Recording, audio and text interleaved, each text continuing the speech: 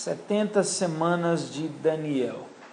A profecia das 70 semanas, anunciadas por Daniel no capítulo 9, está entre as mais importantes de todas contidas nas Santas Escrituras. Quais são as 3 profecias mais importantes da Bíblia? Pastor, mas a Bíblia é toda importante, concordo. Mas existem 3 profecias que elas se completam e delas saem vértebras. Quais são essas 3 profecias? Gênesis 3,15, quando fala sobre a queda do homem, que Jesus pisaria a cabeça da serpente. Mesmo quando o homem caiu, já foi anunciado que Jesus viria à terra. Olha a importância dessa profecia, de que ele esmagaria a cabeça da serpente. Segunda profecia extremamente importante é Daniel 9, que são as 70 semanas de Daniel. Terceira profecia, que está entre as mais importantes da Bíblia, Apocalipse capítulo 12. Se você entender Gênesis 3,15, você entende que assim como o homem pecou, Deus estabeleceu um plano para salvar o mundo e destruir e julgar o pecado e a Satanás. Se você entender Daniel 9, você vai entender que os judeus, eles vão passar por um processo de tratamento para continuar usufruindo da promessa de Deus. Terceira profecia mais importante, Apocalipse 12, aonde nós vemos Israel passando pela tribulação e as descrições da metade da última semana de Daniel. Ok? Então vamos lá. Essa profecia de Daniel, ela é extremamente importante. Vamos lá em Daniel 9? Vamos lá. No primeiro ano de Dário, filho de Assuero, da linhagem dos Medos, o qual foi constituído rei sobre o reino dos caldeus. Ao primeiro ano do reinado, eu, Daniel, entendi pelos livros que o número de anos de que falara o Senhor ao profeta Jeremias, que haviam de durar assolações de Jerusalém, era de 70 anos. Então olha para mim, Daniel estava estudando a porção da Bíblia que tinha. Jeremias veio antes de Daniel e Ezequiel. Jeremias foi um profeta mais velho e Deus já estava falando com ele sobre a restauração de Jerusalém. Daniel foi levado ao cativeiro e Jeremias assistiu dos montes o povo sendo levado ao cativeiro. É por isso que nós temos lamentações de Jeremias, porque Jeremias, ele profetizou, o povo de alguma maneira não se atentou, aí ele profetizou que haveria um período para restaurar Jerusalém, e esse período era de 70 anos. Pastor, de onde você tirou isso? Daniel está falando que ele estudava os livros do quê? Que o número de anos que falara o Senhor por meio de quem? Do profeta Jeremias. Vamos ver ali Jeremias 25:11. Vai lá em Jeremias, só para a gente dar uma olhada em que parte do texto. Eu acho legal isso. Qual que era a parte do texto que Deus falou com Daniel? Jeremias 25:11. Lê o 11 e o 12, alguém para mim. Toda essa terra virá a ser um deserto e um espanto. Essas nações servirão ao rei da Babilônia 70 anos. Acontecerá, porém, que, quando se cumprirem os 70 anos, castigarei a iniquidade do rei de Babilônia e a dessa nação. Então aqui nós temos já o apontamento para a restauração de Israel. Ok? O 29 agora, Jeremias 29:10. Assim diz o Senhor, logo que se cumprirem para a Babilônia 70 anos, atentarei para vós outros e cumprirei para convosco a minha boa palavra, tornando a trazer-vos para este lugar. Ok, então nós temos aqui a restauração de Israel sendo profetizada após essa profecia dos 70 anos, as 70 semanas de Daniel. Ok?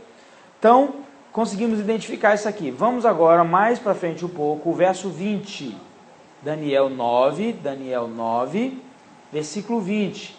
Lembre-se que, ao examinar Daniel 1 e 2, a gente teve que ir lá em Jeremias só para entender aonde Daniel, ou que parte da profecia foi revelada a Daniel. Não apenas a profecia. Agora nós vemos o anjo vindo explicar para Daniel aquilo que ele não tinha entendido por completo. Lá no começo ele fala, eu estava lendo a Bíblia. Tá? Deixa eu trazer para os nossos dias. Eu estava lendo a profecia de Jeremias. A profecia de Jeremias era a Bíblia da época, sim ou não? Então ele estava meditando nos livros e na profecia de Jeremias. Agora, olha o que diz o verso 20. Falava eu ainda e orava e confessava o meu pecado e o pecado do meu povo Israel. Quem que estava falando aqui? Quem que estava falando aqui? Quem estava orando? Daniel. Daniel fazia parte de qual povo? Israel. Daniel estava intercedendo por Israel. Ele estava vendo a situação e estava intercedendo. E lançava súplica perante a face do Senhor, meu Deus, pelo monte santo do meu Deus. Falava eu, falava na oração, quando o homem Gabriel, que eu tinha observado na minha visão ao princípio, veio rapidamente voando e me tocou a hora do sacrifício da tarde. Então Daniel estava orando e apareceu um homem. Esse homem era o homem Gabriel. Agora, deixa eu só pontuar algo. Esse homem não era um homem. Ele estava tendo a visão de um anjo. Por quê? O homem não voa. E observa que o homem Gabriel, ele tinha um aspecto. Aquele anjo, ele se manifesta para ele no aspecto de um homem. Homem voa? Não. Homem voa? Não. Olha o que ele está dizendo. Veio rapidamente voando e me tocou na hora do sacrifício. Ele queria o quê? Instruir-me. Foi o mesmo Gabriel que chegou para Maria e disse, olha, conceberás e darás à luz a um filho. Será o nome dele?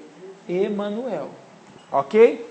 Vamos lá. Ele queria instruir-me. Falou comigo. Daniel, agora saí para te fazer o entendido ou fazer entender o sentido. 23. No princípio das suas súplicas saiu a ordem, e eu vim para to declarar, pois é muito amado. Olha o Daniel, irmãos, muito amado. Considera, pois, a coisa e entende a visão. Havia um desejo de Deus de enviar um anjo para Daniel entender a visão. Isso não foi dado a todos os profetas. Isso não foi explicado em todas as profecias. Mas a Daniel foi trazido o significado. Por quê? Nós precisamos entender a importância de entendermos essa profecia. Deus mandou até um anjo para explicar melhor para Daniel tudo que ele estava vendo, que era a profecia de Jeremias. 70 semanas estão determinadas sobre o teu povo e sobre a tua santa cidade. Olha para mim. As 70 semanas de Daniel estão determinadas para quem? Para o povo dele. E para quem mais? Sobre a santa cidade. Qual que é a cidade de Daniel? Jerusalém. Jerusalém. E quem que é o povo de Daniel? Israel. Daniel era judeu. Então as 70 semanas, elas são para tratar quem? Israel. E para redimir Jerusalém. Ok? Para fazer cessar a transgressão, para dar fim aos pecados, para expiar a iniquidade, para trazer a justiça eterna e para selar a visão da profecia e para ungir o santo dos... Essa profecia envolve tudo isso. Então, essa profecia, quando a gente enxerga ela com um método literal, nós conseguimos ver a importância que ela tem, tá? Vamos lá. Essa profecia, ela demonstra a verdade das Escrituras. Por quê? Deus é onisciente, você crê nisso? E Deus, através dessa profecia, ele prevê com mais de 500 anos de antecedência que o Messias entraria em Jerusalém. Está tudo nessa profecia aqui. A profecia apoia a visão de que a igreja é um mistério e que não foi revelada no Antigo Testamento. Porque a referência aqui dessa tribulação não é para a igreja, é para Israel. O foco aqui não é a igreja, porque a igreja era um mistério. Israel não. Deus está tratando com o povo judeu. De alguma maneira, Deus sabia que os judeus iriam rejeitar Jesus. Ok? Vamos lá. Por quê? Porque ele é onisciente. Vamos lá. Volta para Daniel 9, 24. Então, nós vemos aqui qual que é o propósito dessas 70 semanas. Diga comigo. Cessar a transgressão. Dar fim aos pecados. Espiar a iniquidade. Trazer a justiça eterna. Selar a visão e a profecia. E ungir o santo dos santos. Continua comigo no verso 25. Sabe e entende. Aqui começa a explicação. Sabe e entende. Desde a saída da ordem para restaurar e edificar Jerusalém, até o ungido príncipe, 7 semanas, aqui tem que ter um cuidado, 7 semanas e 62 semanas. As praças, as circunvalações e reedificações, mas em tempos angustiosos. Depois das 62 semanas, será morto o ungido, e já não estará. Vamos até aqui. Presta atenção. Nessa profecia, foi separada em grupos. Primeiro a gente tem 7 semanas, sim ou não? 7 semanas. E a gente tem uma letra E aí, não tem? 7 e 62. O que significa? São períodos distintos, tá? A data estabelecida, aqui no verso 25, é desde a saída da ordem. Uma conta começa para essas semanas e ela tem data. Que data é essa? A saída da ordem foi documentada no dia 14 de março de 445 a.C. Pastor, onde que está isso? Neemias 2. Vai lá em Neemias 2. 14 de março de 445 a.C. Pastor, onde o senhor achou isso? A referência de Neemias, ela foi documentada pelos historiadores. Se você quiser colocar março de 445, você não vai errar. Neemias 2. O verso 1. No mês de Nissan, no 20º ano do rei. Todo mundo achou? Neemias 2:1. Vou ler. No mês de Nissan, no ano 20º do rei Artaxerxes, uma vez posto o vinho diante dele, eu tomei para lhe fazer olho e dei. Ora, eu nunca vi antes que estivera triste diante dele. O rei me disse: por que está triste o teu rosto, se não estás doente? Tem de ser tristeza do coração. Então temi sobremaneira. Neemias está falando aqui, né? E lhe respondeu: viva o rei para sempre. Como não estaria triste o meu rosto? A cidade onde estão os sepulcros dos meus pais está assolada, e tem as portas consumidas pelo fogo. Disse o rei: que me pedes agora? Então orei ao Senhor dos céus e disse ao rei: se é do teu agrado, e se o teu servo acha mercê em tua presença, peço-te que me envies a Judá, a cidade dos sepulcros do meu pai, para que eu a reedifique. Então o rei, estando a rainha assentada junto dele, me disse: quanto durará a tua ausência? Quando voltarás? Aprouve ao rei enviar-me, e marquei certo prazo. E ainda disse o rei: se ao rei parece bem, deem-se cartas para os governadores da além do Eufrates, para que me permitam passar pela terra de Judá, para que também a carta para Asaf, guardas das matas do rei, para que me deem madeira para as vigas das portas da cidadela do templo, e para os muros da cidade, e para a casa que eu deverei alojar-me. E o rei deu, porque boa mão do Deus, porque a boa mão do Deus era comigo. Então fui aos governantes da além do Eufrates e lhes entreguei as cartas do rei. Ora, o rei tinha enviado comigo os oficiais dos exércitos e os cavaleiros. Esse episódio data exatamente o início da conta da profecia.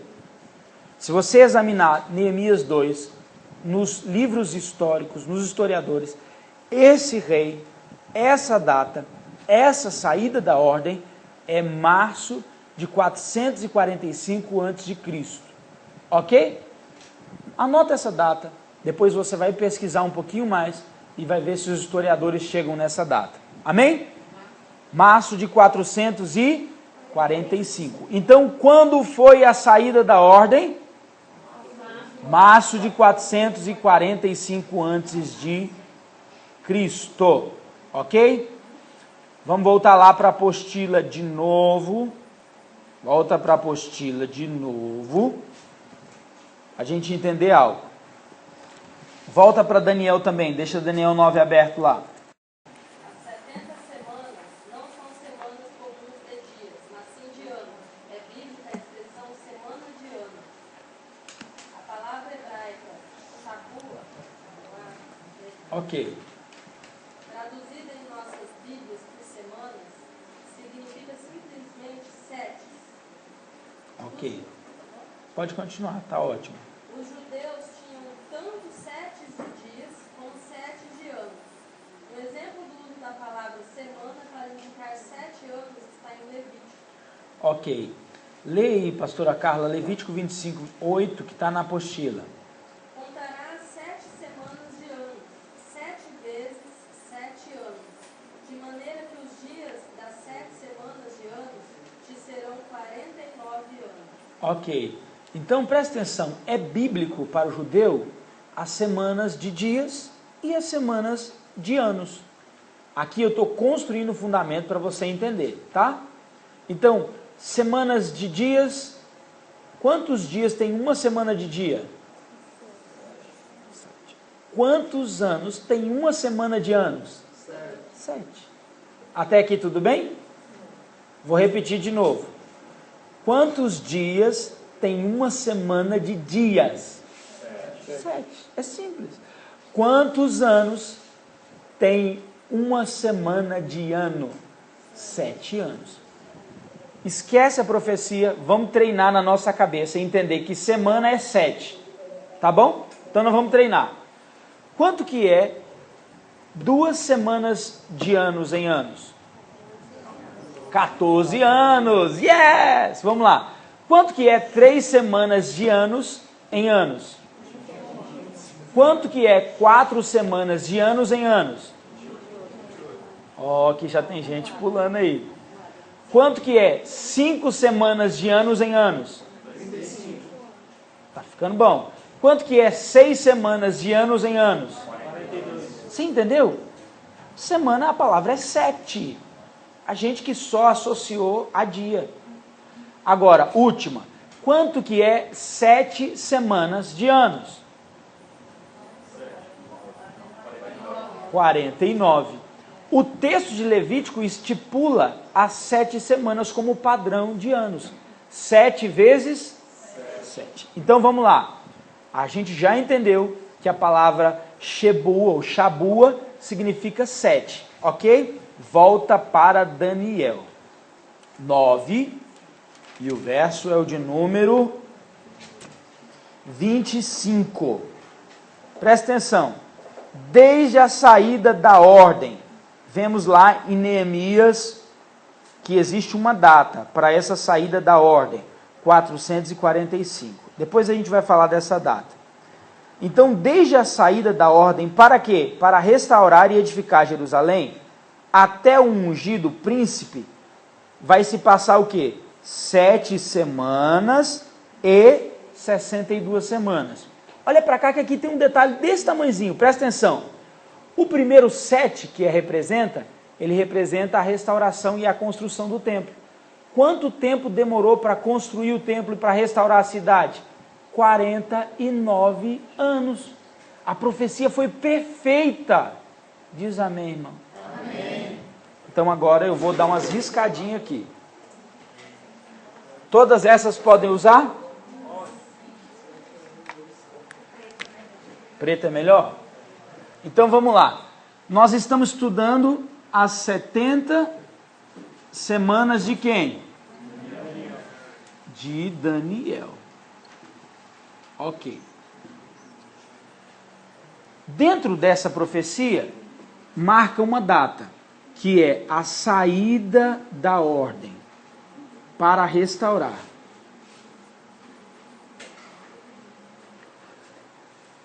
Embaixo diz que da saída da ordem até o ungido se passaram 7 semanas, não é isso que está lá? E a gente vê aqui o ungido. Quantas depois do E? Presta bastante atenção. Se você for olhar na história, da saída até a reconstrução do templo, se passaram 7 semanas. Quanto que é 7 semanas? 49 anos. Muito bem. Esse é o prazo exato que demorou para reconstruir. Vamos lá. Só que a profecia, por causa desse E, me dá a entender que ela não acaba aqui. Então, nós temos da reconstrução do templo até Jesus vir aqui, nós temos quantas semanas de ano? Até o ungido ser morto. 62 semanas. Quanto que são 62 semanas? 434 anos. Ok. Agora, presta atenção. Quanto que é 7 mais 62? 69. Para 70, faltam quantas semanas? Uma semana. Então nós temos um furo nessa profecia. Porque ela está narrando só 69 semanas. Quanto que é 49 mais 434? 483. Você fez de cabeça? Não, está todo mundo impressionado. Presta atenção. Se você for estudar a história dos judeus, você vai ver que exatamente da saída da ordem até o momento que Jesus foi pendurado na cruz, dá 483 anos. A profecia é perfeita. Ok? Agora, vamos lá. Presta atenção em algo. Verso 25. Diz o seguinte: até o ungido príncipe, 7 semanas, 62 semanas. As praças e civilizações em tempos angustiosos. 26. Depois, agora a gente tem um depois aqui, é ou não é? Depois do quê? Será morto o ungido, que é exatamente o momento onde Jesus é pendurado no madeiro. Olha que doideira. A cidade não tinha nem sido reconstruída. E agora ele profetiza que Jesus já viria e seria morto. Pensa a profundidade do que Deus falou com Daniel. É forte ou não é, irmão? Vou voltar lá. Então, depois das 62 semanas, será morto o ungido. Como é que está na sua Bíblia? E já não estará. Não está assim não na sua Bíblia?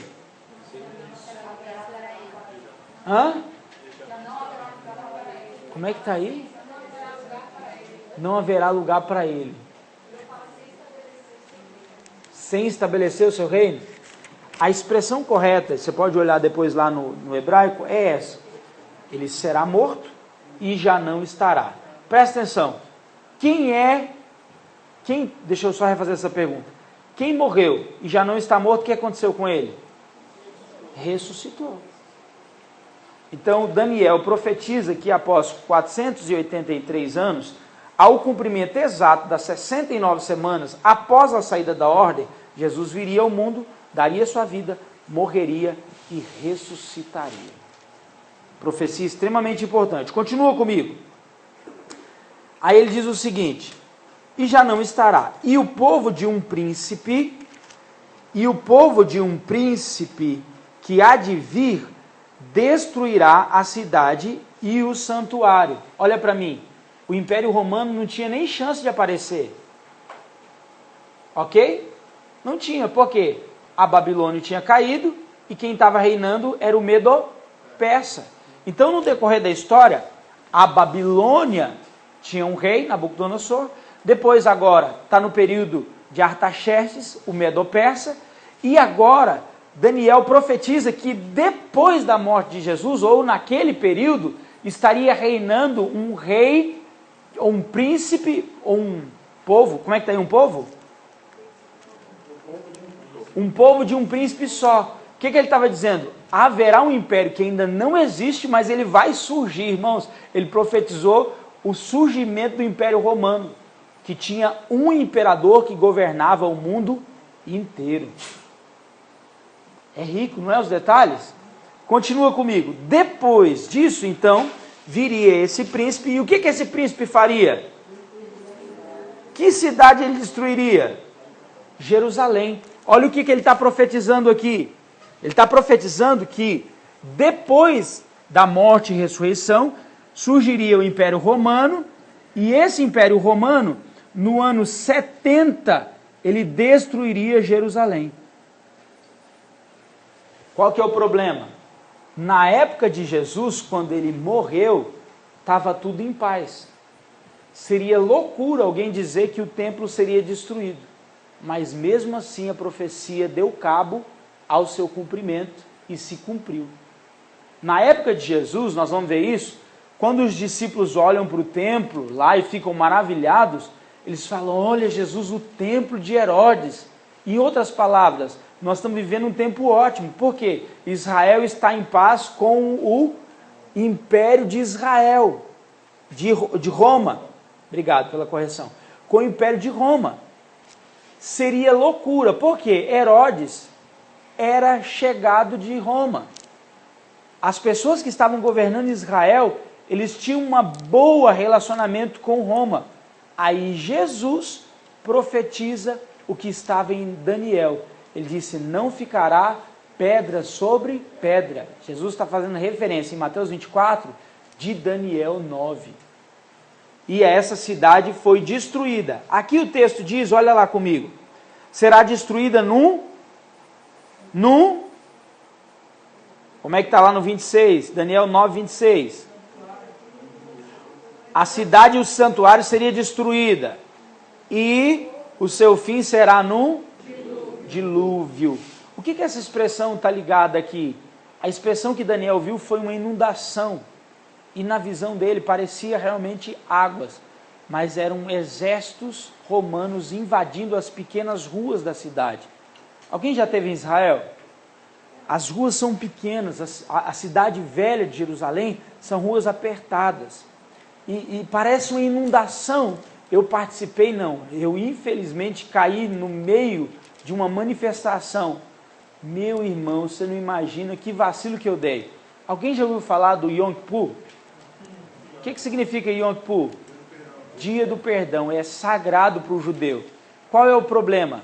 Jerusalém hoje, ele está cheio de árabe, muçulmano, lotado. E qual que é o forte do muçulmano? Comércio. E dentro de Jerusalém, da cidade velha, está lotado de árabe querendo ganhar dinheiro. Agora eu pergunto para você, o que tem a ver o dia do perdão com o Islã, com os muçulmanos? Nada a ver. Só que como o exército israelense manda na região, Israel é dono da nova ou da antiga Jerusalém, o dia do Yom Kippur é dia sagrado. O que significa? Gostando ou não gostando, mano, é feriado. Agora você imagina uma cidade lotada de turista por causa do Yom Kippur, de gente que está lá só para conhecer e eles estão vendendo com força. Você acha que ele vai querer fechar se aquele feriado não significa nada para ele espiritualmente? Eu estava lá. E saí para passear no dia do Yom Kippur, caí na besteira de entrar sozinho na cidade antiga de Jerusalém. Estou sozinho. Comprei uma esfirra e estou passeando. Gente, turista é bicho bobo. E estou lá andando. Daqui a pouco, meu irmão, só via gritaria. Sabe aqueles arrastão do Rio de Janeiro? Você já viu aquele negócio? Pega! É arrastão! Só que era inglês e árabe e holandês. Uma galera correndo para tudo que é lado. E os soldados de Israel com os fuzis de um lado e eu com essa minha barba ruiva, o cara gritando comigo, né? Vem para cá, sai daí. E do outro lado um monte de muçulmano querendo quebrar tudo com pau e pedra na mão.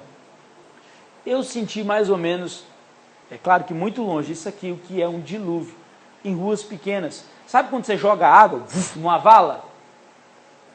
Está todo mundo antenando aqui?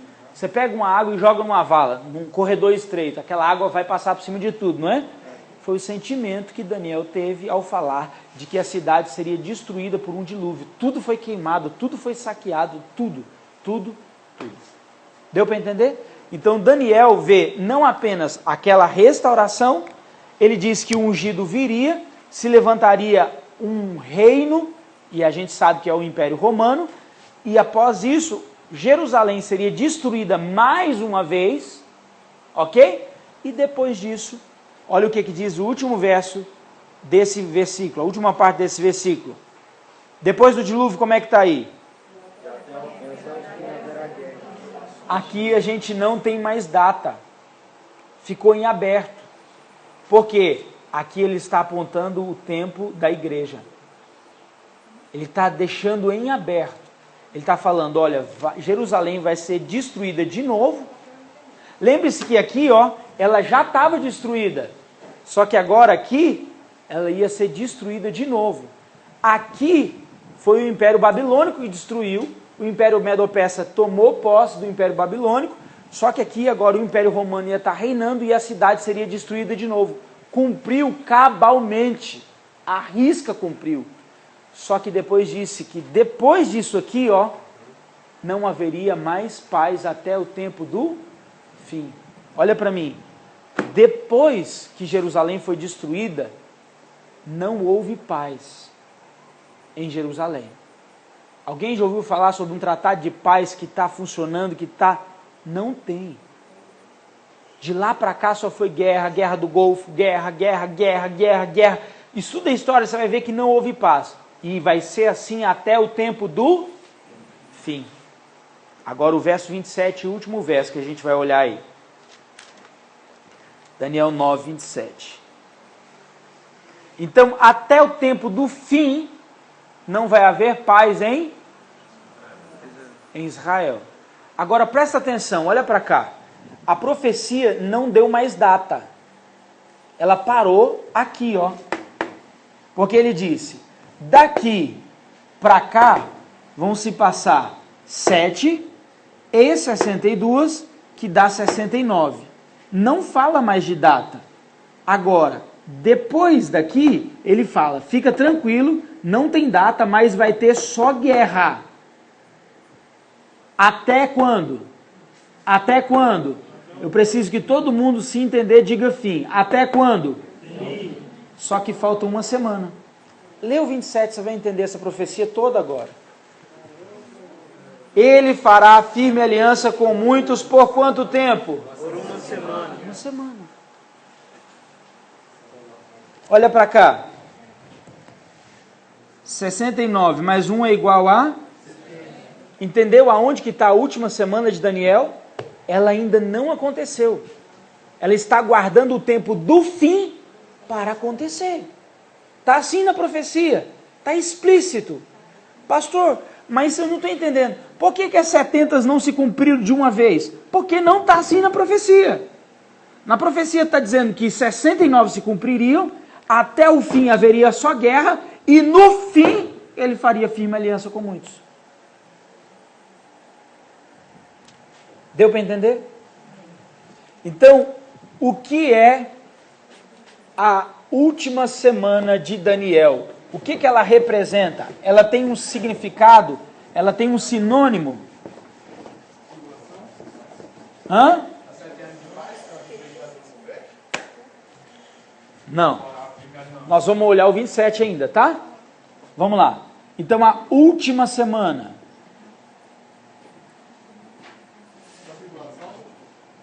É a grande tribulação. Muito bem. Então, Daniel 9, 27, ele trata da grande tribulação, sim ou não? Ele fará firme aliança por uma semana de anos. Tem quantos anos? 7 anos. Vocês são fera, gente. Uma semana de anos, 7 anos. Agora lê comigo a profecia, presta atenção. Ele fará firme aliança por quanto tempo? Por uma semana. Só que olha só, depois do ponto e vírgula está como aí na sua Bíblia? Olha, na metade é metade. Quanto que é 7 dividido por 2?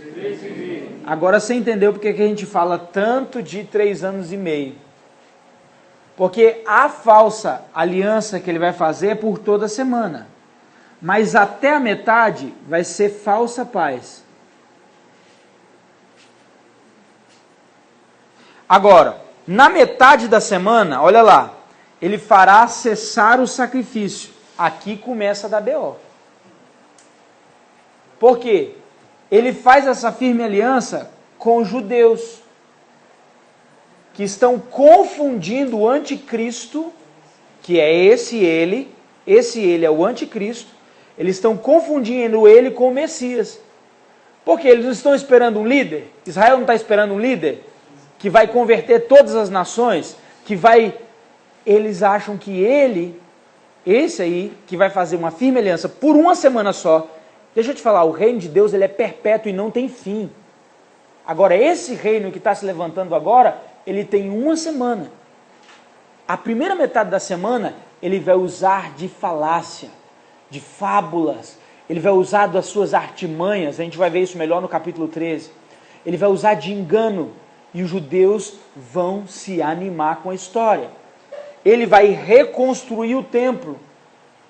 Por que a gente pode dizer isso? Porque ele fará cessar o sacrifício da oferta de manjares. Aonde que era entregue a oferta de sacrifício e a oferta de manjares? No templo. Então aqui, ó, isso é um templo, tá? Ó que bonito, ó. Aqui já vai estar sendo restaurado o culto judaico. Ele vai fazer firme aliança. Os muçulmanos vão aceitar ele, os judeus vão aceitar ele, os católicos vão aceitar ele, as religiões vão aceitar ele. Vai ser algo estranho, irmãos. Ninguém consegue explicar isso, só quando estiver aqui. Se você quiser ficar para ver, você vai entender direitinho, amém? Aí nesse momento ele diz, para com essa história. Que história de cordeiro? Eu sou Deus. Aí o judeu passa a mão na cabeça, coça e fala, ai, ai, ai, ai, ai. Porque, irmãos, uma coisa que o judeu sabe é o preço da idolatria. Por que os judeus rejeitaram Jesus quando ele veio a primeira vez? Porque eles estavam com medo de desagradar a Deus, porque eles já apanharam demais. Agora, eles acham que ele é o Messias e dão louvor a ele. Na metade, ele diz que não é. Aí, continua o texto. Sobre a asa da abominação virá o... Quem é esse assolador? O anticristo. Esse aqui. Aqui, ele se revela. Todo mundo vai olhar e vai ver. Ixi, era o bicho papão. O assolador. Até que a destruição que está determinada se derrame sobre ele. Olha para mim, irmãos. Exatamente. Agora presta atenção. Há uma linha de interpretação que diz que esse ele é Jesus. que faz firme, é o começo da frase, né? Esse ele faz firme aliança, eles dizem que esse ele é Jesus. Jesus não faz firme aliança por uma semana. O reino dele é perpétuo e não tem fim. Esse ele não vai ser destruído, porque aqui está dizendo no final que ele será destruído. Eu pergunto para você, Jesus vai ser destruído? Então esse ele não pode ser Jesus. Quem é esse ele então? Que tem um reino pequeno de uma semana, nem Assuero, nem ninguém, nem teve um reino tão pequeno. O bicho vai crescer de uma vez, vai cair de uma vez. Mas ele vai dominar o mundo inteiro. Ele vai se assemelhar à brutalidade de todos os impérios. Aí depois a gente vem para ensinar só sobre Daniel, porque aí a história é grande. Ele vai ter a fúria do Império Babilônico, somada com a fúria do Império Medo-Persa, somado com a fúria do Império Romano, somado com a fúria do Império Grego. Olha para o seu irmão e diga para ele, ele vai ter toda a força, capacidade intelectual que todos aqueles reinos tinham sozinho. Só que é por uma semana. Aqui, ele é o bonzinho. Na metade, ele vai matar muita gente. Só que, depois de 7 anos, já está profetizado que ele vai torrar. Diga amém, irmão. Rabaxares. Amém, irmão? Deu para ter uma ideia das 70 semanas? Sim ou não? Sim. Pergunta. Sobre as 70 semanas. Se vocês não fizerem, eu vou fazer.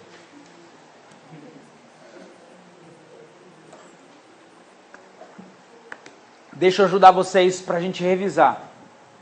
As 70 semanas de Daniel estão entre as profecias mais importantes da Bíblia? Sim. A profecia descrita, cada parte da profecia, ela se cumpriu até o momento fielmente? Sim. Se a profecia se cumpriu até os dias de hoje fielmente, será que ela não vai cumprir no final? Exatamente como está? Vai cumprir. Ok? Vamos entender um ponto importante. Segue na apostila comigo. Vocês são top demais, gente. O que é isso? Como é que pode um negócio desse? Pastor, ok. Os cálculos aqui que o senhor deu, diz que no 14 de março de 445 antes de Cristo lá e tal. E a soma da 69 dá 483. E nos cálculos aqui deu 38 anos depois de Cristo. Então isso significa que Jesus morreu no ano de 38? Não, no ano 32. 32. Depois a gente faz esse cálculo com você, eu te mostro direitinho. Dá exatamente no ano 32, esses cálculos, tá? Vamos lá, hiato profético. É uma mesma profecia. Podemos ter vários quadros históricos, os quais se cumpram em tempos diferentes, mesmo que separado por intervalos de tempo indeterminado. O que é o hiato profético? Uma profecia, ela não tem obrigação de se cumprir num mesmo período. A gente só precisa entender isso para a gente conseguir assimilar a profecia de Daniel. Então, o exemplo que eu dou sempre, Jesus quando entrou no templo, existem outros hiatos proféticos. Ele abriu o pergaminho e disse, porque ele me ungiu para pregar. Como é que está lá Isaías 61? Eu sempre me perco um pouquinho. Vamos lá, Isaías 61.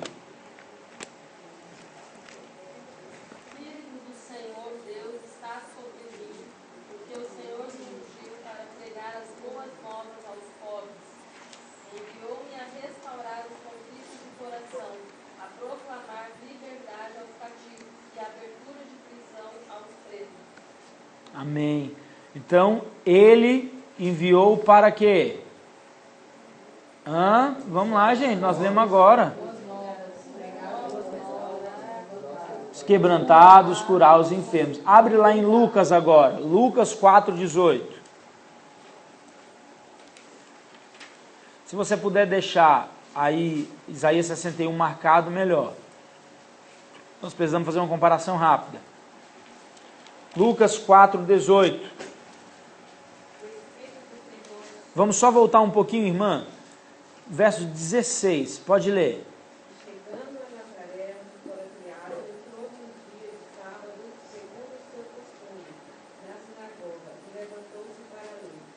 Foi-lhe dado o livro do profeta Isaías, e, quando abriu o livro, achou o lugar em que estava escrito: o Espírito do Senhor sobre mim, pois que ele enviou para evangelizar os pobres, e trouxe para curar os quebrantados do coração. Pode continuar.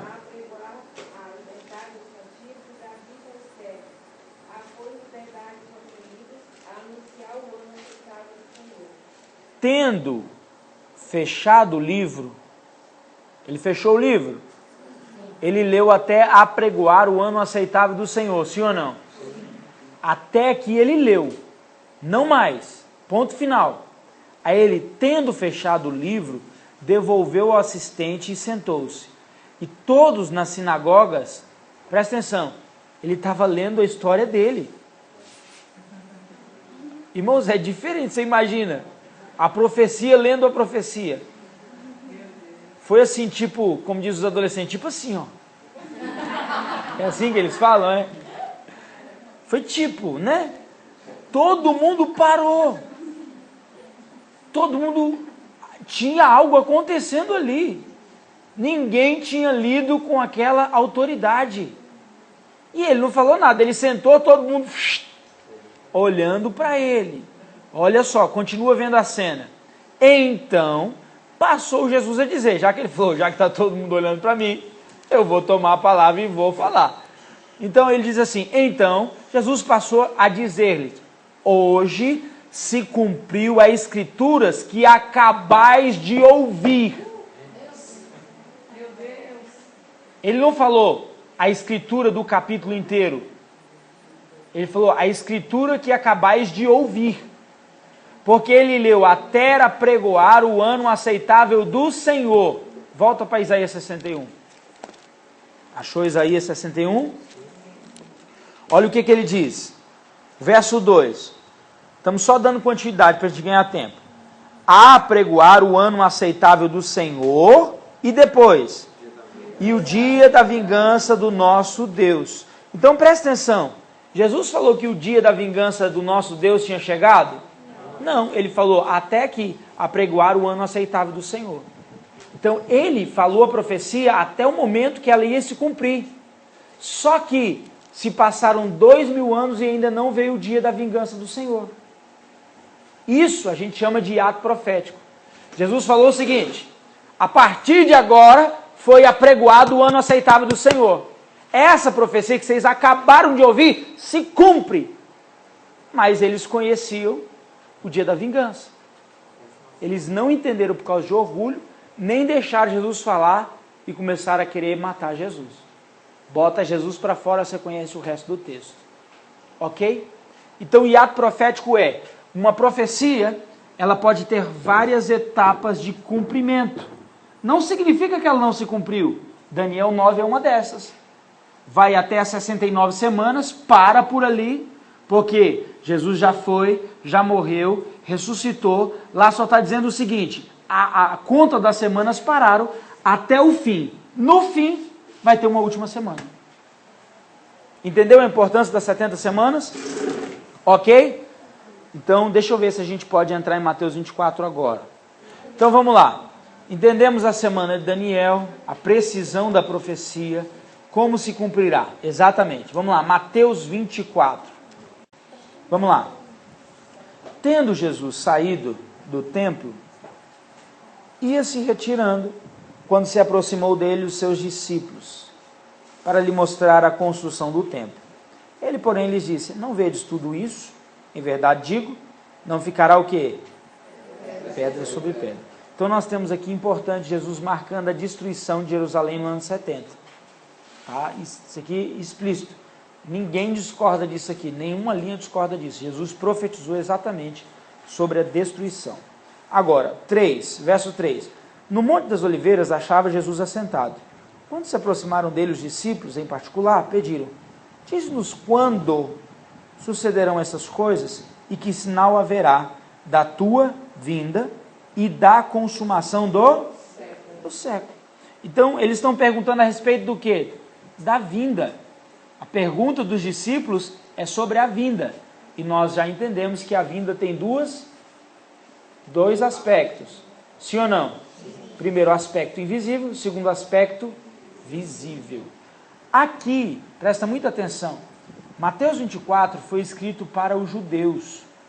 Esse foi um texto narrado por Jesus 2 dias antes da crucificação dele. Foi no finalzinho da vida de Jesus. Então os discípulos estavam curiosos. O negócio estava apertando, Jesus estava falando que ia embora, os discípulos ainda não tinham entendido isso. Ele tinha falado que ia, mas voltaria. Ele tinha falado em João que ia, mas ia buscar a sua igreja, ia buscar os seus. Aí os discípulos estavam com muita dúvida. Ele falou: fala mais pra gente, explica pra gente, vai haver sinal? O verso 4 ele diz, respondeu: vede que ninguém vos engane. Porque muitos virão em meu nome dizendo eu sou o Cristo e enganarão a muitos. E certamente ouvireis falar de guerra, rumores de guerra. Não foi isso que estava profetizado lá atrás? Que até o fim haveria guerra. Vede, não vos assusteis, porque é necessário assim que aconteça até o tempo do... Olha só a cabeça de Jesus profetizando e fazendo menção de Daniel, que até o tempo do fim haveria guerra. Quando se levantar nação contra nação, reino contra reino, haverá fomes, terremotos em vários lugares. Porém, tudo isso é o princípio das dores. Quando Jesus fala, olha para mim, a respeito dos princípios das dores, ele está falando o seguinte, a comparação dele é a uma parturiente. O que significa? Quanto mais perto do fim, mais vai doer. E o intervalo vai ser menor. Por exemplo, guerra sempre houve, sim ou não? Quanto mais perto do fim, menor o tempo entre as guerras e pior elas ficariam. Essa semana agora, irmãos, há um mês atrás, me preocupou muito. O pessoal da Coreia do Norte, eles inventaram ou estão usando um spray. Quem viu isso? Eles estão usando um spray que é uma verdadeira arma. Um cidadão agora, na verdade, tio do atual presidente, aquele nome lá, nunca decoro o nome, eu só lembro do pai, que é o avô, né, que é Kim Jong-su. O pai deles era o avô, aí teve o filho, agora tem o neto que está no governo, sim ou não? Só para você entender. Eles inventaram uma arma agora, ou estão usando uma arma já inventada. O atual presidente, por alguma razão, mandou matar o tio dele, que estava em viagem. As câmeras do metrô pegaram exatamente, as duas mulheres chegaram rápido por detrás dele, pegaram um borrifador e só fez assim, ó, pss, só isso, e saíram rapidinho. Essa arma é tão letal que foi o prazo dele ir reclamar. As duas mulheres tentaram fugir, mas as câmeras pegaram, elas já foram pegas, essas mulheres, e ele foi reclamar, olha, poxa, ele nem viu quem foi, as mulheres só passaram e borrifaram como se fosse um perfume nele, e saíram. Ele foi lá reclamar, dizendo, ó, gente, precisa tomar cuidado, quando ele estava reclamando já caiu e morreu. Uma arma cruel. Para você ter ideia, a força dessa arma, as duas mulheres que atiraram, elas morreram também. Só borrifaram na cara dele, de tão forte que é essa arma. Nós estamos perto do fim, sim ou não? Muito, muito, muito perto. Olha lá. Então, porém, é só o princípio das dores. A comparação, então, é dilatação. Diga comigo, dilatação.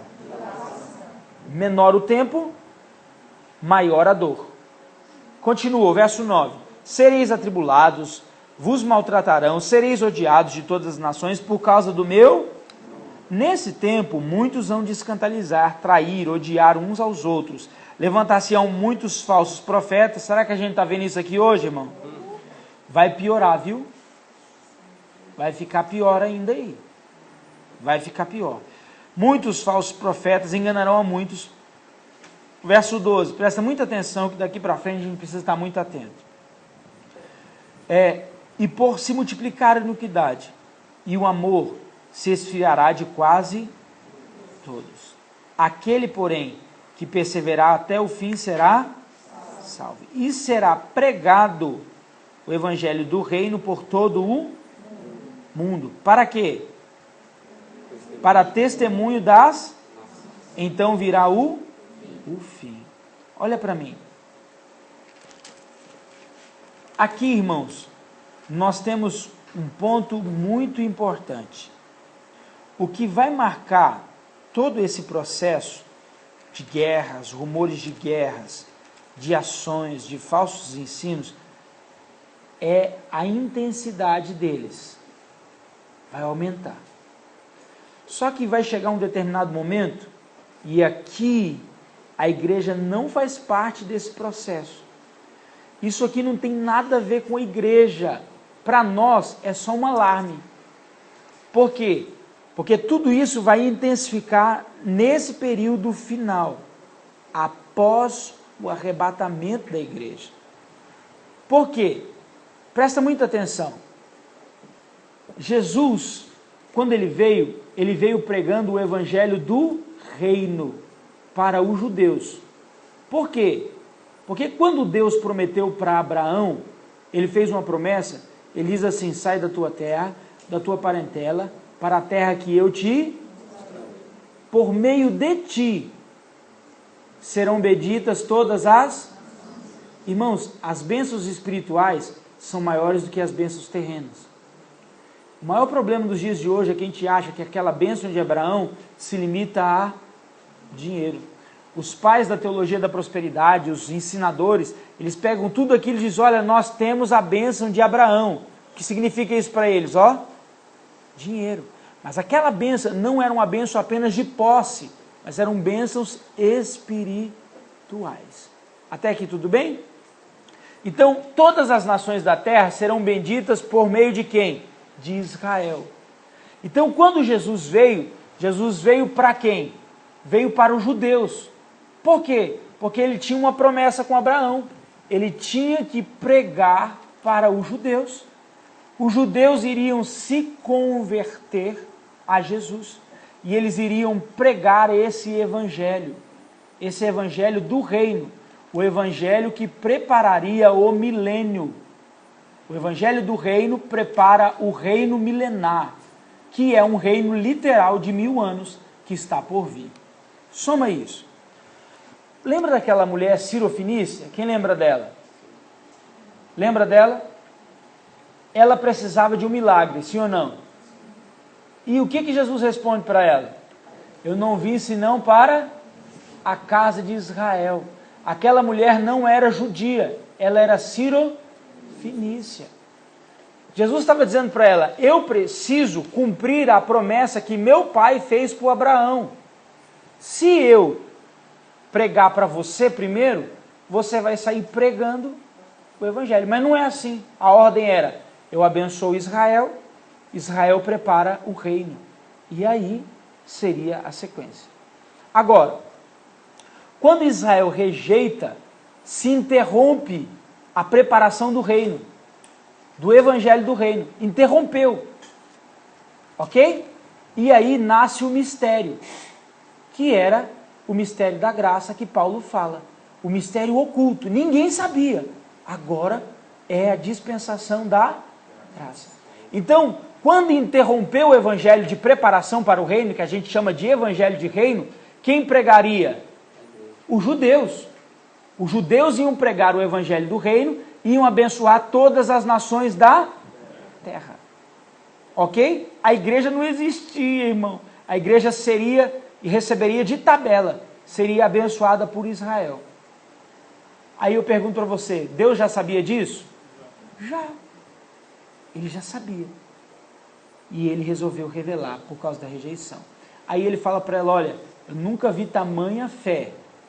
Ele atende ela, mas ele estava dizendo: eu tenho que cumprir a missão que eu vim fazer. Então o que eu quero que você entenda é o seguinte: O evangelho do reino foi interrompido quando os judeus rejeitaram a Jesus. Agora, na tribulação, o que vai acontecer? Deus vai tratar os judeus, vai levantar 144 mil e eles voltam a pregar o evangelho do reino, não é o da graça. Porque o evangelho da graça são os gentios pregando para as nações. E o evangelho do reino são os judeus pregando para as nações. E nós vamos ver daqui a pouco, o evangelho eterno são os anjos pregando para as nações. 3 evangelhos completamente diferentes. Diga comigo, o evangelho da graça, os gentios estão pregando. O evangelho do reino, os judeus irão pregar. O evangelho eterno, os anjos irão pregar. Então, esse é o momento aqui em Mateus 24, que está dizendo o seguinte: e será pregado o evangelho da graça em todo o mundo. Está assim na sua Bíblia? Hã? Como é que está na sua Bíblia o verso 14? Será pregado o evangelho o quê? Isso é no fim. Porque foi suspenso. Os judeus estão aguardando a última semana. Esse evangelho só será pregado no fim. Na metade, na segunda metade. Já no começo. Quando a igreja subir, aí Deus levanta os 144 mil, eles já começam a pregar esse evangelho do reino. E aí vai começar a converter gente. Vai começar a converter gente. Após o arrebatamento. Ok? Presta muita atenção que isso vai ficar mais claro agora. Presta atenção nessa perspectiva. Esse princípio das dores já começaram, mas eles estão intensificando. Aqui nós temos a metade da tribulação, quando o evangelho do reino será pregado em todas as nações, ponto final. Está escrito na sua Bíblia assim, ó. Então virá o fim, sim ou não? Então, o que vai startar o fim? O evangelho do reino. Ok? O que starta o fim? O evangelho do reino. Quando a igreja, que era mistério, sobe e os judeus são avivados. Os judeus vão experimentar um avivamento pessoal. Verso 15. Do 15 para frente, nós temos exatamente a metade da tribulação. Tá? Nós vamos entender isso quando eu riscar o quadro ali, que a gente estiver explicando o Apocalipse. Vai ficar mais claro. Aqui eu estou fundamentando ainda. Presta atenção. Quando, pois, virdes o abominável da desolação, que falou o profeta Daniel, está assim na sua Bíblia? Jesus está falando sobre a metade da semana. Sim ou não? Lembra de Daniel? Ele fará firme aliança por quanto tempo? Por 1 semana. Na metade da semana, o assolador virá nas asas da abominação. Olha o que Jesus está falando. Quando virdes o abominável da desolação, que falou o profeta Daniel aonde? No lugar santo. Aonde ficou o lugar santo? Aonde fica o lugar santo? Em Jerusalém. Que lugar é esse, lugar santo? O templo. O templo dos judeus que será reconstruído. Jesus está profetizando que no período da grande tribulação o templo vai ser reconstruído. Agora, no verso 16, presta muita atenção. Já está sendo. Já, vou mostrar as fotos aqui. Já está sendo, eu já tenho em 3D já. Todos os utensílios estão prontos. Só que há um processo ali que eu acho que só o anticristo resolve. Porque a mesquita de Omar está exatamente no lugar onde esse templo precisa ser reconstruído. Que é o, como é que chama? Domo da Rocha? Eu sempre confundo. Domo da Rocha? É o lugar onde Abraão ofereceu Isaac. Olha como é que o diabo é sujo. O Monte Moriá é exatamente onde está a mesquita de Omar. Quando Abraão, lá atrás, ofereceu Isaac e o cordeiro foi morto, foi em cima de uma pedra onde está a mesquita de Omar. O templo foi reconstruído lá, foi destruído lá. E agora o diabo, na tentativa de fazer, olha, eu vou levantar uma religião que todo mundo vai ter medo. Olha o diabo tentando lutar contra a escatologia. E vou construir o lugar que o muçulmano mais ama. Eu quero ver Deus cumprir isso. Vai cumprir, mano. Vai cumprir. Aleluia. Glória a Deus. Olha só. Presta atenção. Então, no versículo 15, está marcado a metade exata da última semana de Daniel. Para frente. Olha o que Jesus está dizendo. Esse vai ser um sinal. O anticristo vai se revelar. Está com dúvida? Lê Daniel e entende. É o que Jesus está dizendo. Verso 16. Então, os que estiverem na Judéia fujam para onde? Para os montes. Por quê? Ele está falando de perseguição e não de arrebatamento. Está conseguindo entender que isso aqui não tem nada a ver com arrebatamento? Porque o arrebatamento, ele já aconteceu. Eu vou mostrar isso para vocês depois, tá? Eu só estou pontuando para a gente entender a tribulação. 17. Quem estiver no eirado, não desça para tirar coisa alguma. 18. Quem estiver no campo, não volte atrás para buscar a capa. 19. Ai das que estiverem grávidas e das que amamentarem naqueles dias. Olha para mim. Você imagina, na metade da semana, quando o anticristo se revelar e começar a perseguir todos os judeus e aqueles que estiverem por ali, uma mulher grávida tentar fugir de um exército? É interessante, não é? Imagina isso. Uma mulher grávida tem condição de correr? Então Jesus não está falando sobre o arrebatamento, está falando sobre a perseguição que virá na metade da semana. Ai das que estiverem grávidas. 20. Olha como é que Jesus está falando para os judeus. Olha como é que a última semana de Daniel é para os judeus. Olha como é que Mateus 24 é para os judeus. 20. Orai para que a vossa fuga não seja no inverno. Olha para mim. Aqui no Brasil tem inverno? Aqui no Brasil tem inverno, irmão? Obrigado. Aqui no Brasil tem inverno rigoroso? Tem não. Se você fugir no inverno, vai dar algum problema para você? Não. Agora, lá em Jerusalém, fugir no inverno é bem interessante. É cercado de monte. Como em volta de Jerusalém estão os montes. Você imagina você fugir do anticristo, subindo ladeira acima no inverno? Irmãos, ele está dizendo, você vai ser presa fácil. Ele está tratando aqui com os judeus.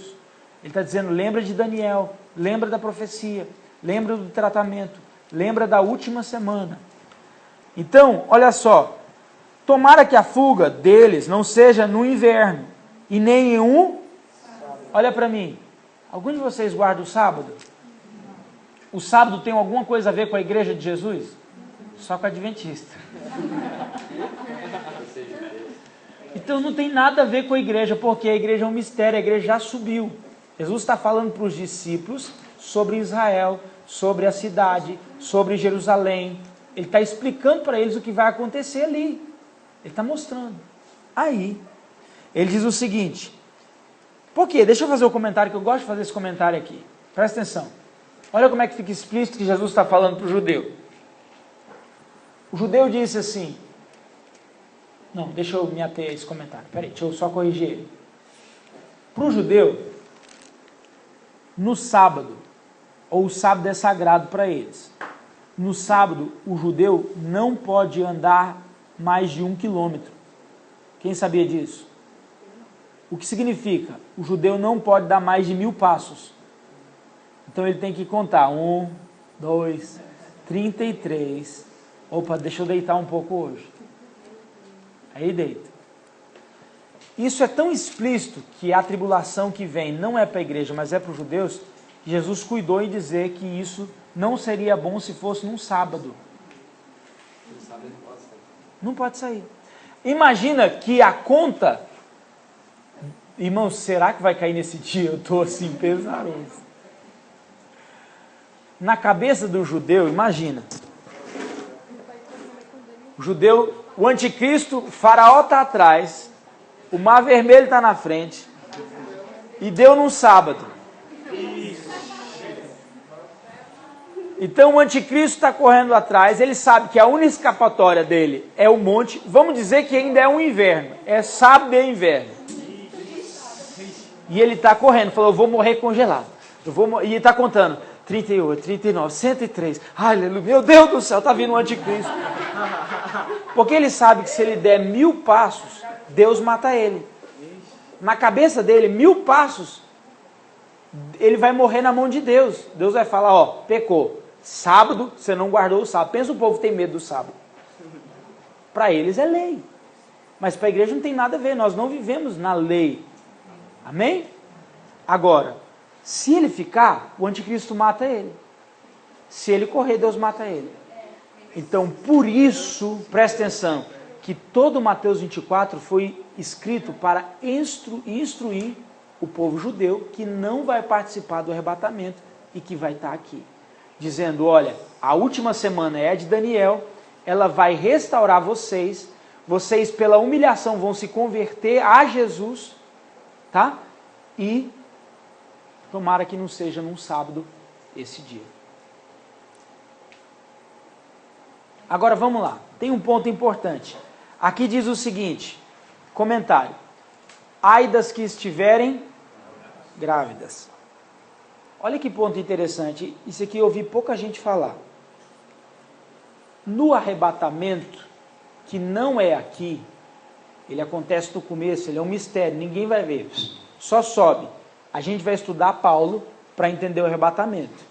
A gente precisa olhar para Paulo para a gente entender o arrebatamento. Porque o mistério foi revelado a Paulo. Paulo deixou bem claro o que era para a igreja. Paulo doutrinou judeus ou doutrinou a igreja? A igreja. Foram cartas escritas à igreja em Colossenses, carta escrita à igreja em Tessalonicenses. Deus confiou a revelação do que ia acontecer à igreja a Paulo. Se você ignorar Paulo, você vai errar totalmente. Ok? Agora vamos lá. No arrebatamento, nós cremos que todas as crianças, até 8 anos, elas vão subir. A gente chama isso de inocência. Ela tem concepção de erro, nasceu no pecado, mas a gente acredita que essa criança, até os 8 anos, ainda há uma pureza. Isso, a própria psicologia explica isso. Tá? A gente tem comentários em cima disso. Hã? Falou? Até, pensou alto, até os 8 anos. 6 anos. Vamos lá. Agora pensa comigo. Como alguns dizem, pastor, eu acredito que o arrebatamento vai ser na metade. Tá? Então talvez você pense que o arrebatamento é na metade. A metade da tribulação é exatamente o verso 15. Porque Jesus fez menção de Daniel 9 dizendo que aquela era a metade. Jesus disse assim, ai das grávidas, se o dia da perseguição for naquele dia. Presta atenção. Se o arrebatamento fosse exatamente na metade, Jesus não poderia ter dito ai das grávidas. Por quê? A mulher que tivesse grávida, o bebê dela ia embora e ela ia correr. Conseguiu entender? Então, na minha opinião, esse é um dos meus argumentos que eu queria ver um mídia tribulacionista me explicar. Não tem como uma mulher grávida fugir na tribulação se for na metade, porque aquele bebê seria arrebatado e estaria com o Senhor. Ok? Agora, durante a tribulação, pode nascer criança. Então, se eu tiver certo e o arrebatamento for no começo, depois que subiu, vai continuar nascendo criança. 3 anos e meio, a mulher vai estar grávida e vai ser uma perseguição que vai vir sobre a terra. Deu para entender isso? Continua Mateus 24 para nós completarmos o raciocínio.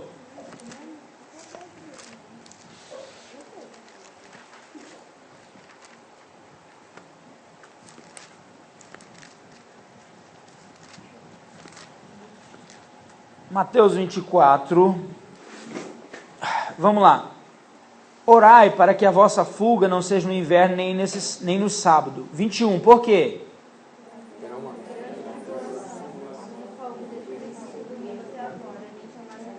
Presta atenção. Então aqui a gente está dentro da grande tribulação e não mais da tribulação em si. Aqui é exatamente onde o bicho vai pegar totalmente. Aqui é onde a falsa paz acabou e agora é perseguição aberta. O anticristo se levantou. Presta atenção. Não houve e não haverá. É único, não está escrito assim na sua Bíblia? Naquele tempo não houve nem haverá. Da metade para frente, meu amigo, não tem chance. Vai ser perseguição mesmo. Jamais haverá. Nunca houve e depois? Desde o princípio do mundo até agora. Ok, nunca houve, não está assim? Então, irmãos, não passou, vai acontecer. Vai acontecer. 22. Se não tivessem sido abreviados aqueles dias, ninguém seria... Ok, então por causa dos escolhidos, aqueles dias foram abreviados. Aqui está dentro da tribulação, é um tempo muito curto, são 3 anos e meio. Então, alguém vos disser, eis aqui o Cristo, ou ele ali, não acrediteis, porque nesse período surgirão falsos, a gente vai ter a operação completa do anticristo, do falso profeta, manifestando milagres, atraindo os olhares. O falso profeta vai ressuscitar o anticristo na tribulação. Nós vamos ver isso. Sinais serão feitos. Por quê? Eu falo disso daqui a pouco. Vamos lá. Então não acrediteis. Irmãos, olha para mim. Se você ficar na tribulação, não acredita em sinais, não. Amém? Verso 27. Porque assim como um relâmpago que sai do Oriente e se mostra até o Ocidente, assim será a vinda do Filho do Homem. Aonde estiver o cadáver, ali se ajuntarão os seus abutres. Essa expressão ela só quer trazer, essa é uma expressão histórica. Alguns autores explicam isso bem. É apenas para mostrar a veracidade, como será terrível. Era uma expressão utilizada na época. Onde estiver o cadáver, ali se ajuntarão os seus abutres. O que significa? O mundo vai estar tomado de gente morta, de morte, e vai ser feio o negócio. Como nunca houve. Ok? Agora vamos fazer o seguinte. Vamos para Lucas 21. Lucas 21 é correlato a Mateus, tá? São textos sinóticos.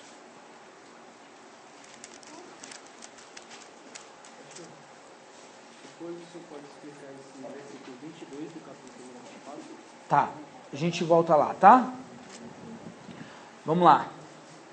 Eu tenho 40 minutos para terminar. Lucas 21, ele trata do mesmo assunto de Mateus 24, com alguns detalhes a mais.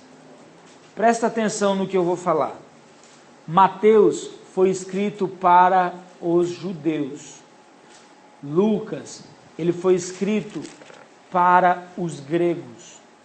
De alguma maneira, para os gentios. Tá? O grego era a língua que era falada no mundo inteiro. E o verso 29 de Lucas 21, ele traz uma parábola a respeito desse assunto com um detalhe muito específico. Isso aqui também está lá em Mateus 24, tá? No verso 32 até o 44. Olha o que diz o verso 29. Ainda lhes propôs uma parábola, dizendo, vede a figueira e todas as árvores. Então, olha para mim, a figueira é símbolo de uma nação. Que nação é simbolizada pela figueira? Você precisa? Israel. Todas as vezes que você vê na Bíblia a figueira, isso está ligado dentro de uma profecia a Israel. Ok? Aquela figueira que não tinha frutos, ela foi destruída. Sim ou não? Ela tinha folha, mas ela não tinha fruto. A figueira só dá folha quando ela tem fruto. Foi por isso que Jesus ficou bravo. Ele olhou de longe e viu as folhas da figueira. Quando ele saiu lá de longe, por causa da folha da figueira, e foi pegar o fruto, não tinha fruto. A figueira é símbolo de Israel, da religiosidade judaica. Tem muita folha, mas não tem frutos dignos de arrependimento. Ok? Existem outras, vamos acrescentar. Por exemplo, a figueira é símbolo de Israel, a videira é símbolo de Israel e a oliveira é símbolo de Israel. Diga comigo, figueira, videira e oliveira. Então a parábola está proposta para que árvore? Qual que é o personagem principal da parábola? A figueira. Então a figueira é Israel. Só que Lucas traz um adendo. Diz que a figueira e todas as árvores. Se você olhar Mateus e se você olhar Marcos, você vai ver que essa expressão, todas as árvores, não aparece.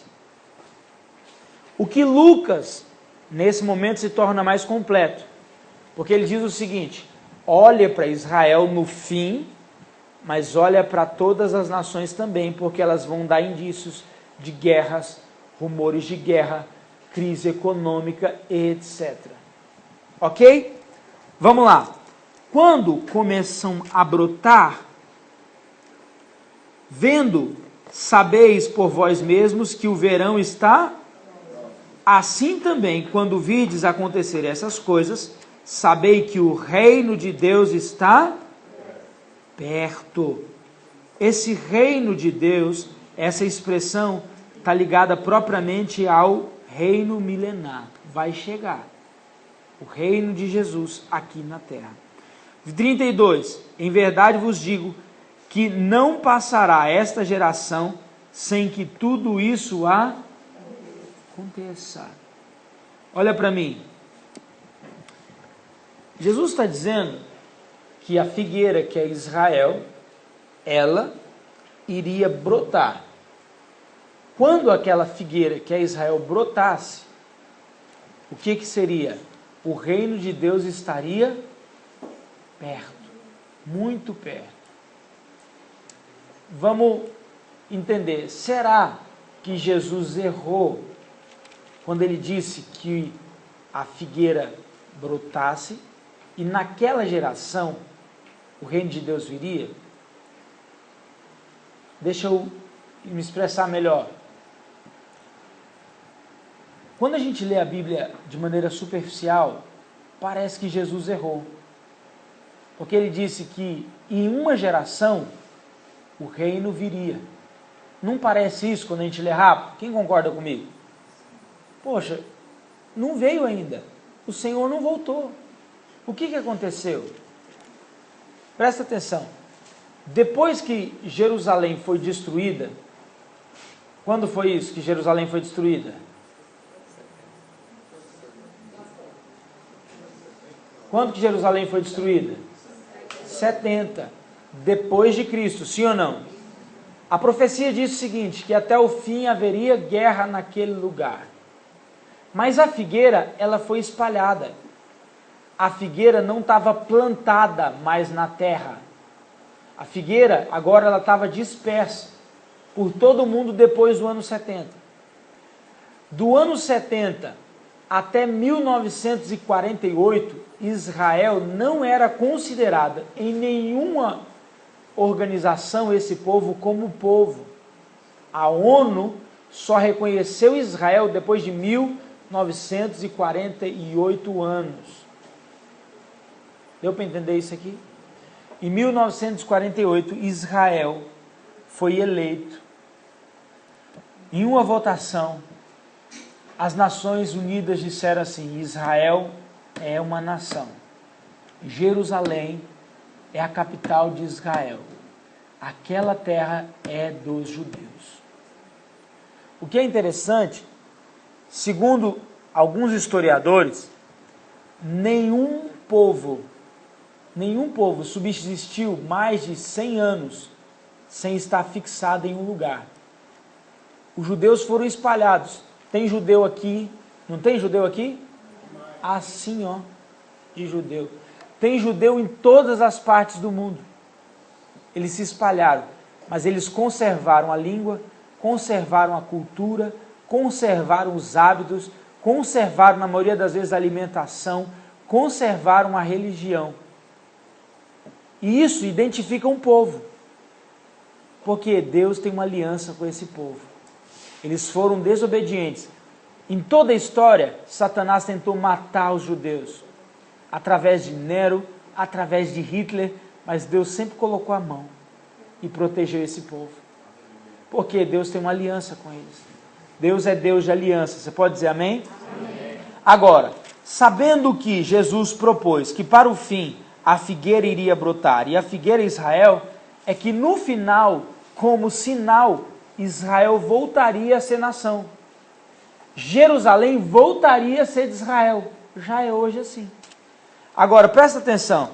Jesus disse o seguinte: Em verdade vos digo que não passará esta geração sem que tudo isso aconteça. Quantos anos tem uma geração? 70 anos. Aonde que está isso? Salmo 90. Vai lá todo mundo, rapidinho.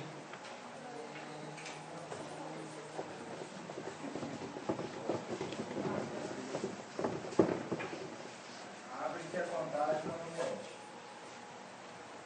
Hã? Abre-se a contagem novamente. A contagem, exatamente. Abre aí, pastor Fábio, lê para nós, Salmo 90. Todinho? Pode ler um e a gente vai saltar alguns textos aí. Senhor, tu tens sido o nosso refúgio de geração em geração. Ponto. Então vemos que o texto está falando sobre eternidade e está falando sobre geração. Senhor, tu tens sido o nosso refúgio de geração em geração. Ele vai dar uma ideia do Cronos e ele vai dar uma ideia da eternidade. A próxima parte da ideia da eternidade. Antes que os montes nascessem, ou que formasses a terra e o mundo, de eternidade em eternidade tu és Deus. Então ele estabelece geração em geração, eternidade em eternidade. O que esse texto vai nos ensinar? Moisés, tendo a revelação de Deus, Deus deu para ele um ensino sobre a eternidade e sobre geração. O verso 10 para a gente ganhar tempo. A duração da nossa vida é de 70 anos. Se alguns, pela sua robustez, chegam a 80 anos, o melhor deles é canseira e enfado. Então, aqui agora a gente tem o padrão bíblico de uma geração. A Bíblia estabeleceu o período de uma geração. Uma geração tem 70 anos. Em havendo vigor, pode ter 80 anos. Quem está dizendo isso? A Bíblia, não sou eu. Agora, o que Jesus disse? Fiquem atentos a uma figueira. Ela vai ser plantada. Essa figueira vai demorar a crescer. Ela vai crescer. Mas quando ela der seus frutos, quando ela brotar, o que vai acontecer? Será o fim. Estará próximo o fim. Então, presta atenção. 1948 foi o ano que Israel foi reconhecido como nação. Vamos associar. Diga comigo, 1948.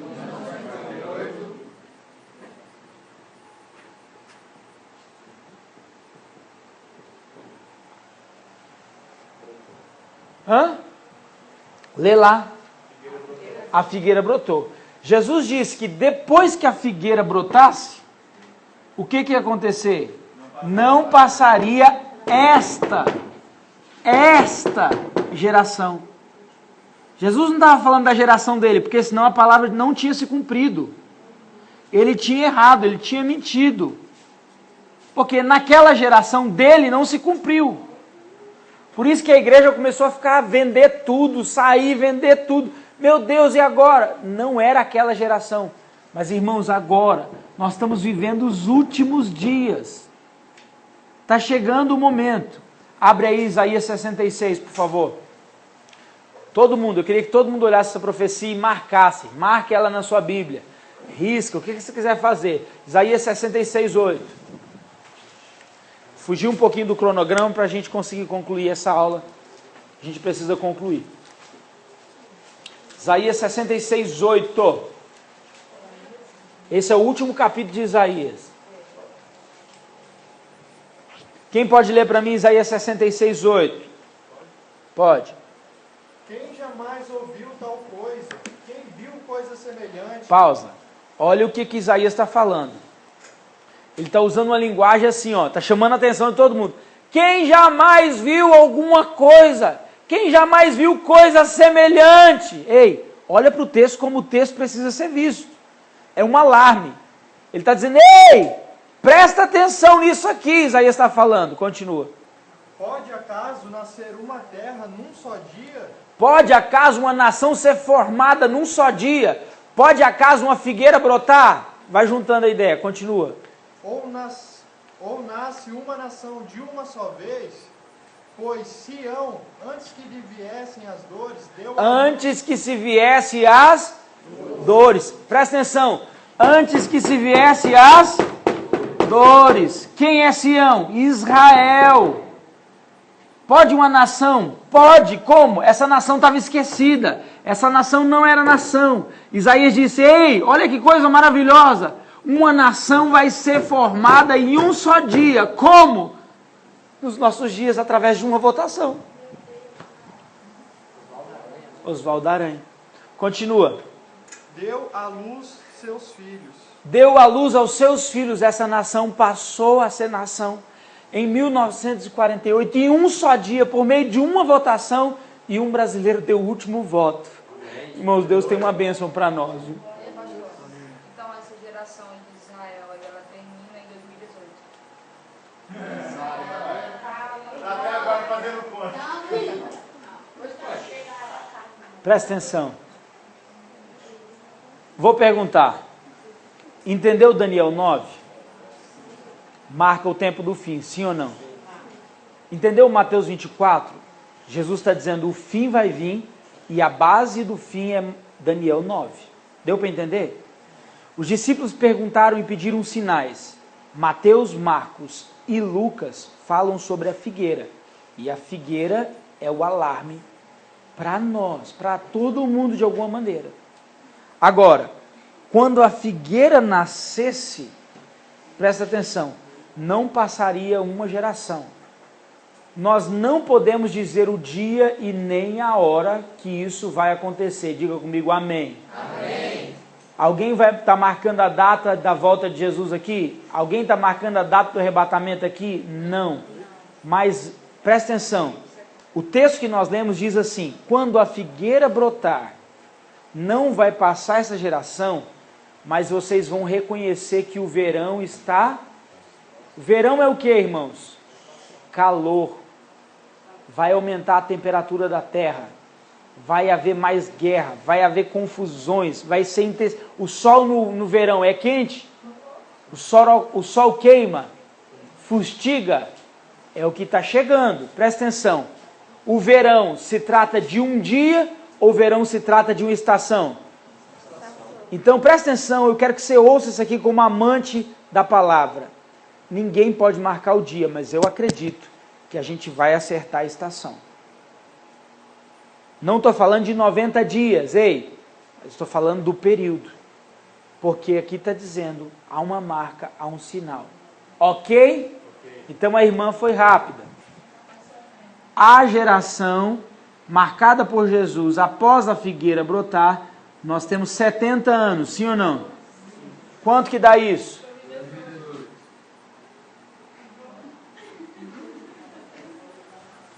Pode ser, eu gosto de repetir assim, é bem chato, pode ser, mais uma vez, pode ser que a gente esteja muito, muito perto dos últimos dias. Hã? Então, eu acredito que a partir do momento que o Brasil, através daquela votação, votou a favor de Israel, irmãos, há uma bênção para nós nos últimos dias. Entende? Se tem a votação oriental, o Brasil tinha votado contra Israel. Esse é um problema. Presta atenção. Aquele voto já foi estabelecido. Mas hoje o PT, perdão, quase falei. Esse sistema maligno, não é que era pior. Esse sistema maligno, eles têm votado sempre contra a palavra de Deus. Exemplo, ideologia de gênero, são a favor. O feminismo acentuado, são a favor. O aborto, são a favor. E o homossexualismo, mais do que a ideologia de gênero, também, que é a ideologia de gênero é o estudo, o ensino que produz, não somente isso, mas a favor do homossexualismo. Tudo que é contra a palavra, esse sistema tem votado. Inclusive, eu não sei o que eles estão mexendo, porque eles estão votando contra a Bíblia, dizendo que esse voto de Oswaldo Aranha não é válido, e todo ano eles estão comparecendo nos Estados Unidos para votar contra. Revogar esse voto. Aí, por incrível que pareça, vai acabar em 2018. Aí tem um candidato aí, Bolsonaro, né? Que ele é a favor da união do Brasil com Israel.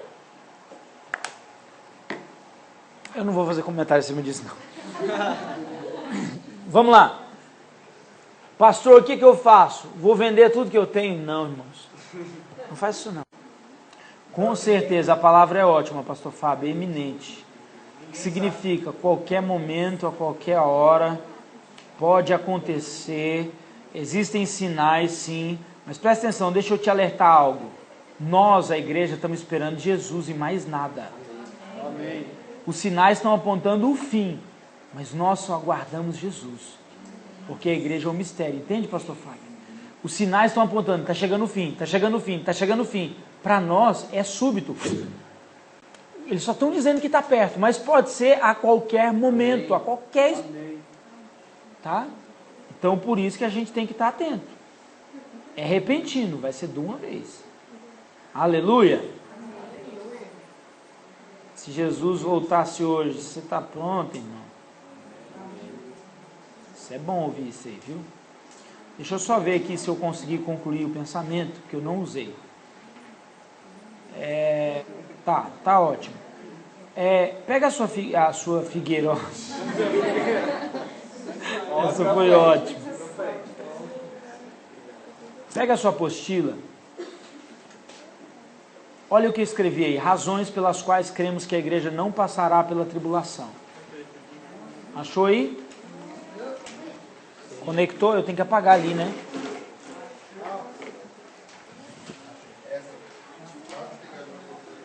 Deixa eu apagar aqui que eu quero mostrar algo para vocês.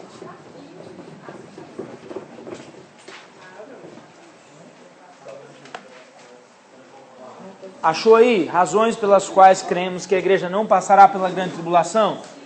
Sim? Primeiro, diga comigo, sou de Cristo. Sou de Cristo. Amém? Mais do que de Cristo, você é um com Cristo. Presta atenção, deixa eu fazer o comentário. Jesus, ele ama a sua igreja. E o modelo é como o marido deve amar a noiva. Se você inverter, é exatamente o que está escrito em Efésios, na carta aos Efésios, no capítulo 5.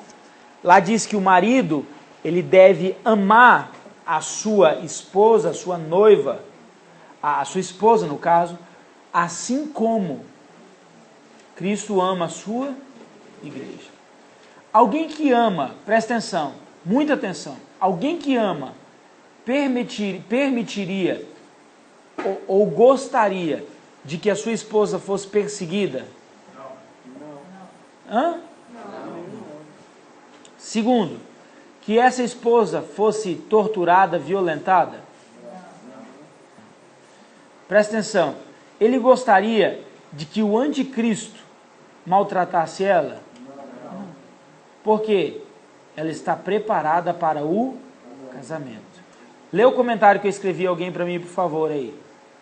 Somos o corpo, o qual ele é. Se ele padeceu, já purificou todo o corpo. Presta atenção, as 70 semanas de Daniel, elas servem para quê? Para purificar, para restaurar. Para quem? Para o povo judeu. Eles não reconheceram Jesus e eles vão reconhecer Jesus no meio da tribulação. Ok? Então a igreja não tem nada a ver com a última semana de Daniel. 2. Promessa de livramento. Lê para mim. Há muitas promessas no Novo Testamento de que a igreja não passará pela grande tribulação. Vai lá, pastor Fábio, continua, tá bom. Vejamos algumas. Eu te guardarei da hora da provação que há de vir sobre todo o mundo. Amém. Nós já estudamos isso aqui, vimos. Há uma promessa. Você é a igreja? Amém. Apocalipse 2 e 3 foi escrito para a igreja. Então aqui está dizendo que a igreja vai ser livre da hora da tribulação. B, pastor Fábio. Logo, muito mais agora, sendo justificados pelo sangue, seremos por ele salvos da ira. Então quem aceitou o sangue não vai passar pelo fogo. Olha para mim. Elementos de redenção. Diga comigo, água, sangue e fogo. Lá atrás, nos dias de Noé, Deus julgou a terra, sim ou não? Ele julgou a terra. Por quê? Porque a terra estava completamente envolvida com o pecado. Como que ele julgou a terra? Com água. Aquela água lavou e purificou a terra. Sim ou não? Sim. Lavou. Então diga comigo, água, elemento de purificação. Segundo elemento de purificação ou redenção, sangue. Olha o que o pastor Fábio leu, vou ler. Logo, mas agora, sendo justificados pelo sangue, seremos salvos da ira. A ira de Deus não vai vir contra a igreja. Você acha que Deus vai espancar a noiva que ele ama? Não. Não é lógico. Quem hoje aceitar o sangue, já está remido. E vai subir para estar com Jesus, dá glória a Deus. Agora, quem não foi lavado pela água, que já passou, agora está rejeitando o sangue, vai ficar por aqui para ser provado pelo fogo. E esse fogo é um fogo de prova mesmo de Deus. A terra vai descer até fogo do céu. Qual que é o objetivo? Purificar. Deu para entender? Você hoje não tem mais chance da água. Você quer o sangue? Se não, fica tranquilo, vai vir fogo. Pastor Fábio, continua você. Porque o Senhor sabe livrar da provação os piedosos e reservar sob o castigo os iníquos para o dia de juízo. Então haverá um dia de juízo aonde? Na terra. Presta atenção, Deus sabe, olha para mim. Deus sabe livrar. Está explícito, Ele sabe livrar. Ok? Vou continuar agora. Ao julgar a natureza, o propósito... ao julgar a natureza e o propósito da grande tribulação, é o propósito, né, da grande tribulação, tudo fica patente aos olhos de qualquer pessoa que queira. Algo é certo, Deus nunca permitirá que aconteça nada na vida dos seus escolhidos sem que ele tenha propósito. Olha o que diz Isaías 13, castigarei o mundo por causa da maldade dos perversos e por causa da iniquidade. Quem é que ele vai castigar? O mundo. Ele vai castigar o mundo. Agora, olha o que eu escrevi aqui, natureza da tribulação. Quando você quiser estudar a tribulação de verdade, abre todos esses textos. Para você entender o que é a tribulação. Para você me dizer que a igreja vai ficar aqui dentro. Você vai ter que olhar para esses textos e dizer, pastor, mesmo assim eu vejo a igreja aqui dentro. Primeiro, sinônimo ou palavra que identifica a tribulação. Diga comigo, ira. Ira. Será que Deus está irado com a igreja? Julgamento, será que Deus vai julgar? Esse julgamento é um julgamento de juízo. Será que Deus vai julgar ou a igreja já foi julgada com Cristo? Já foi julgada. Será que Deus está indignado? Será que Deus quer castigar a noiva? Será que chegou a hora da angústia para a amada dele ou é a hora da alegria? A hora das bodas, a hora do casamento? Não é a hora da angústia. Será que Deus vai destruir a noiva dele? Será que Deus quer que a igreja esteja em trevas? Então, irmãos, eu não consigo ver a igreja aqui embaixo, só lá em cima. Deu para entender isso? Ok. Olha o sentimento, lá embaixo eu coloquei um quadro, vê se você acha, Apocalipse 6,16. Lê para mim alguém aí. Disseram aos montes e aos rochedos, cai sobre nós e escondei-nos da face daquele que se assenta no trono e da ira do Cordeiro. Dá uma pausa aí. Olha quem está aqui na terra. Olha o que durante a tribulação o povo está falando. Vamos esconder da ira do Cordeiro. Irmãos, a igreja está casando com o Cordeiro. Não tem nada a ver a igreja estar aqui na terra escondendo da ira do Cordeiro. Está dando para entender? Então a igreja não fica na tribulação.